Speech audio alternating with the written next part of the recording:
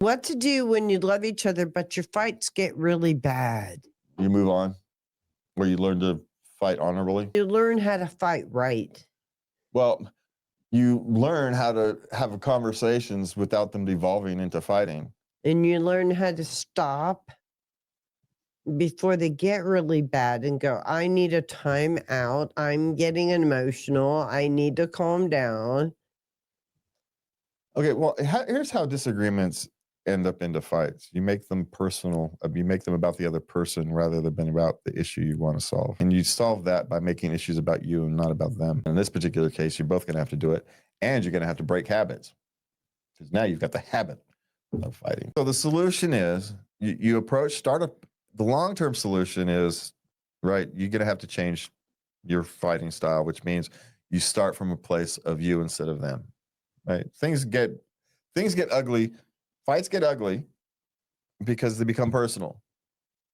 Right? You start attacking the person rather than dealing with the issue. The moment you even remotely think about spewing a personal insult, when you call a timeout, you walk away. You come back. Because the minute it gets personal, you're not going to solve any issues. The actual thing isn't going to get solved. You're just trying to make yourself feel better at this point, or hurt them, or both. And you have to learn how to take an issue that at the moment you're just not making any headway. You have to learn how to put it up on a shelf and say, we're going to talk about this later again, when after some time has passed, see if things have changed. But is it important enough to make a huge deal out of? Maybe it is, maybe it isn't.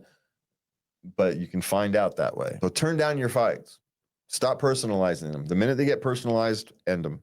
Because you're not going to solve it. Because you're not solving the problem anyway. So why go through the whole rigmarole? Why waste the time and energy? Take your time out, come back later, and take another. That way, maybe, it might still take 5 hours of arguing time, of discussion time over the course of 3 weeks. But you're not spending those 5 hours arguing. You're spending those 5 hours in actually productive conversation.